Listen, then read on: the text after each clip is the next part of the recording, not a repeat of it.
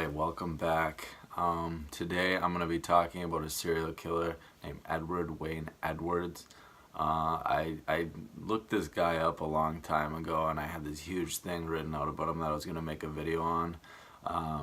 But I started making those making a murder videos instead. And it's kind of strange that there's a lot of connection between Edward Wayne Edwards and making a murder. I personally think it's a little far-fetched if he would be connected to the Making a Murder documentary and just even that case in general. But today what I want to do is just go over an overview of everything that I've learned about Edward Wayne Edwards, and more of just, sorry, they're working on the deck out there. And I just want to put the information out there. It's already out there. But just put it out there so you guys can be the judge and do your own research and see what you think about it. I will say too, putting this together was a huge headache just because there's so much information on this guy, and he's just supposedly tied to so many different people, including John Benet Ramsey, the West Memphis 3 murders, Jimmy Hoffa I saw on there, the Black Dahlia, and just a lot of different high notoriety murders this guy's connected to. So we'll go through all that. The guy who brought this to light, his name is John A. Cameron. He had a website called Cold Case Cameron where he lays it all out for you. He has a book called It's Me. I highly recommend reading it. I went through it. There's a lot of good stuff in there, and it goes way into detail, way more than anything this video could do. He's on YouTube and a lot of interviews, and even those interviews, some are like 2 hours long, and it really does not do all the information justice on what the story is about Edward Wayne Edwards. I do want to say too, I'm sorry about these cuts. I live in Minnesota, and I was pushing the car out and I slipped and hit my head on the concrete, so I'm sorry that's so scary to look at. But let's get started now. So he started killing when he was 11 years old. That was his first murder. So just thinking about that, an 11-year-old committing a murder, you have to have a very high IQ. And his IQ was actually registered at 135 points at that age. His mother died when he was 6, and this is when John Cameron says the identity crisis started.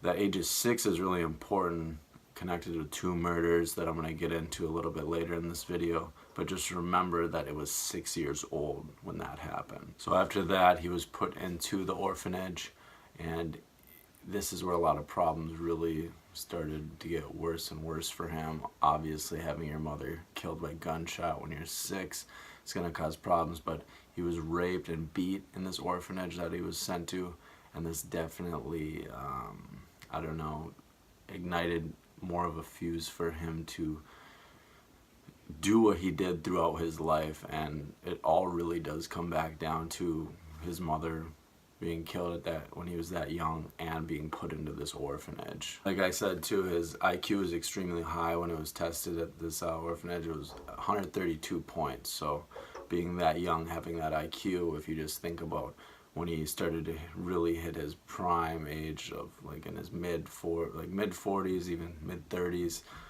you could just imagine what his IQ would have been then and how he may have got away with all these different kinds of murders. He also was diagnosed as a sadomasochist, and he was a student of Aleister Crowley.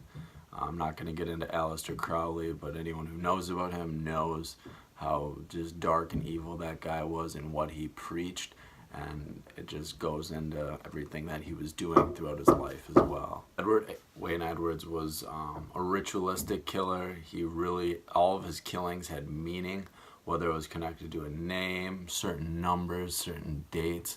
That's going to be more important too as you go into researching more of what murders he actually committed and why he committed them. A lot of these murders that can be connected to him, a lot of them were done like on his mother's birthday, the day his mother was killed, his birthday, just tons of different things that are connected to Edward Wayne Edwards and his life. One of his MOs was deception, and a big thing that he did throughout his career of killing was committing these calculated murders, really planning ahead, and then pinning it on someone else. And that's how the Making a Murder story ties into Edward Wayne Edwards. And there's actually footage of him actually being seen in the documentary. It's speculative. Sorry, they're banging the deck again. But you can look at the video and see what you think and go from there. Cold case detective who did bring all this to light too, John Cameron, he was in contact with Edwards, and he has a lot of information on him. And he spoke with them, wrote letters with them, and he's probably the most connected person there is besides maybe his family. But he estimates that he's killed in the hundreds, possibly over 1,000 people. So this story goes super deep, and like I said, this video is not going to be anything even close to what all the information there is on this guy, so I highly recommend doing your own research. But now I'm just going to go into some of these main murders that he's connected to and why he's potentially connected to them. So in 1945 he escaped from that orphanage, went to Chicago, and he actually committed his first 2 murders, where one of his MO started where he actually wrote on the wall. He wrote, "Stop me, I can't stop myself. For God's sake, stop me before I do any more." But these murders were very specific on how he did them, and you'll see with these other murders and how they might be connected, or his MO at least is the same from these first ones and carried on to the later ones. Okay, so the next murder after he committed those first 2 in Chicago, he killed 2 ladies.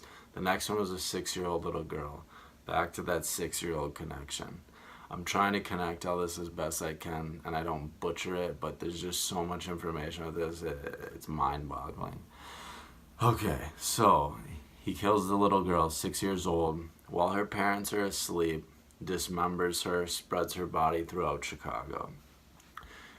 He sends letters, he wrote on the wall, he sends letters to the police taunting them, and this is why a lot of people think he's the Zodiac as well, because his MOs. He taunted the police, and he knew he could get away with it, and someone else eventually went down for this murder, and that was another one of his MOs, figuring out how he could pin it on someone else. The connection though with this little girl, why he chose this little girl, is because her father funded the orphanage that he was actually beaten and raped in, and the one he was just put into. So you can see at a young age, at 11 years old, when he was committing these murders, how he was calculated and he put everything together so smoothly for someone being so young. So I know it's far-fetched and I know it's crazy, but just stick with it and hear everything out. This murder, this 6-year-old girl that he killed first, it goes back to JonBenet Ramsey. And JonBenet Ramsey, very similar. Parents asleep, she disappeared, she was basically decapitated, and there was a letter left for the police. So it was a ransom note, but still it was made to be set up so the parents would go down for it, and that is part of his MO. The guy who went down for it, he spent 66 years in prison. These were known as the lipstick murders. If you want to look it up, do your own research, I highly recommend it. But showing that he put someone else in prison for something he did and he taunted the police, it shows that he could be connected to the Zodiac, and it's the same type of thing as making a murder. The making a murder one I'm not sold on, but it is strange how it is just very similar, and there's more throughout this that's going to connect it to making a murderer. This next one is how he could be connected to the Black Dahlia murders, which is really strange because he was only 13 and a half years old when this one was committed. So it was 1947, it was never solved. For anyone who doesn't know the Black Dahlia murders, I'm not going to get into this because this video is going to get way too long, but I highly recommend going look that up. Edwards eventually published a website called the blackdahliasolution.org, and in this website he actually lays out where he was in LA and how he was actually connected to it. A lot of serial killers admit to killing a lot of other people just for recognition, but this is one of his big things. One of his MOs was recognition. He needed to be known for the things all of the crimes he committed, and all of his crimes were like major, always in the news, and no one knew who the hell they were. So this next one is the one I'm most convinced that he was involved with, was the West Memphis 3 murders. Very strange. He's actually seen again in a video, another documentary on HBO called Paradise Lost. If you're not familiar with those murders, I highly recommend looking at the Paradise Lost documentary, and the book's really good too. But the way he's connected to this one is really strange, because 3 boys went down for this crime, killed 3 boys, satanic, ritualistic. A lot of people in the town would have thought those 3 boys did it because they were outcasts, they were seen as different, and this is part of his MO, and pinning it on people that would most likely be the person to do it. So here's the clip of him supposedly being in this HBO documentary. Big difference from any other Christmas. Be one we'll never forget. Yeah, no, it's the first one without him. Cameron actually contacted HBO, and no one at HBO has any idea who that is, why they were in the video. And the eerie thing is, one of the boys that was killed in that story, that's the parents by the gravesite. And again, with his MO, he wants recognition. He goes there, and a lot of the people eventually started to think that dad was the murderer of the 3 boys. And I think this video shows clearly he's taunting the police again. Before this murder happened, there was another murder in Chicago that happened in Robinson Park, where 3 boys were killed in a ritualistic way, and they were just laying there, and they had satanic things carved into their body. With the West Memphis 3, it was committed in Robin Hood Park. I think it was Park. It was Robin Hood something. And again, it shows the ritualistic nature of Edwards and how he uses the same names and tries to connect things to all of his murders. It's pretty strange. I know it's far-fetched, as I've said before, but you gotta do your own research and look into this for yourself. Touching again on the John Benet Ramsey murder, again, the MO, pinning it on the parents, goes hand in hand with what Edwards did. Before John Benet was killed, she told a family member that, or someone in the family, that she was going to get a personal visit from Santa the day that she was actually murdered and taken away. And her family said, no, Santa comes this day. But it all played out just like how the little girl said. I don't know the real facts of this, but John Cameron lays it out way better than I can. And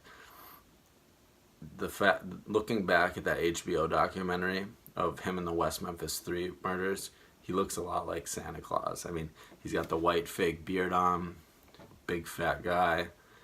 Now I'm going through this very quick and it's kind of scattered, but the biggest thing I'm trying to do with this video is just lay it all out there, or lay out some of the bigger key points so you can go do your own research with this video. If you go to coldcasecameron.com or anything that John Cameron put out, it's going to be laid out a lot better, but I hope this video can help you tie some of these things together. In 2010, he was actually convicted of his first murders. There were 5 murders. They were like Lover Lane murders, where he kills couples, or he killed one of them and left the other to go tell the story.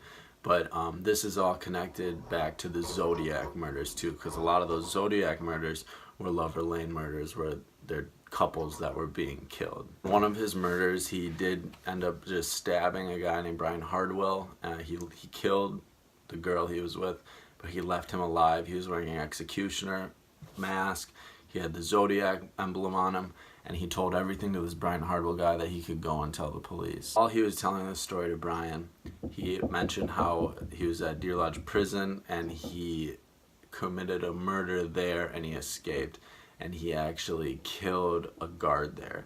And going back and looking at the riot that happened in that prison, it all makes sense and it tied in, and a guard was actually killed. And the FBI actually looked into that riot and people that were in the prison at the time that could have been possibly linked to the Zodiac killings, and essentially would have been the Zodiac killer. And Edward Wayne Edwards, go figure, was in that prison at the. So this one's pretty crazy too. Adam Walsh, the host or Adam Walsh was the son of John Walsh, the guy who hosts America's Most Wanted. His son was killed, and what age do you think his son was killed at? 6 years old. In 1981, Adam Walsh was kidnapped.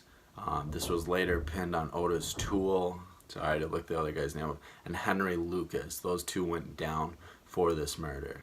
On June 14, 2009, Edwards actually confessed to killing Adam Walsh on his birthday, on Edwards' birthday. John Walsh actually did receive letters from the Zodiac being Edwards, and this was later confirmed that John Walsh actually did receive letters from the Zodiac, and this was just another way he was taunting his victims and the police.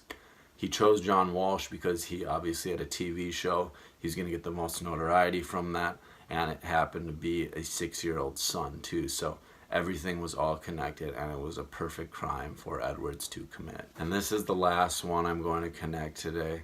I may make another video on Edwards if this does well, but in 2006, the footage from the documentary Making a Murderer, the footage in this clip, it's supposedly supposed to be Edwards. Looking at the guy's stature and how he looks, you can see how it may be him. I notice people's hands a lot too, and the biggest things are hands, and the way this guy's hands are in the clips and other pictures and footage of Edwards, even to the HBO documentary of the West Memphis 3 footage.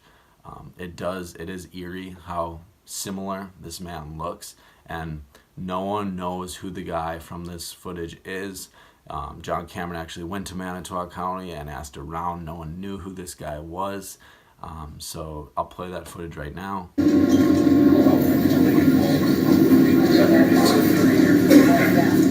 You can see they look kind of similar, but there's a lot of old fat men that it could also be connected to. This is the one I'm the most skeptical about, but there are things in this that are strange and should be looked into for yourself, and you make your own judgment. In 2003, he actually set up 2 murders that were very similar to the Teresa Halbach murder.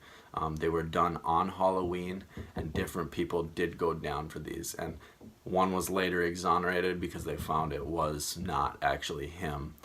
And it's the same kind of connection with Steve Avery and Brendan Dassey, how these people did go down for something they did not commit. Ryan Ferguson and Charles Erickson are the names you can look up for those murders that were committed on Halloween. If you kind of want to make your own connections, but I highly recommend looking into that as well. So now this is going to connect back into the Zodiac right here. Avery was set up on Halloween 2005. And the famous detective who went after the Zodiac's name was Paul Avery.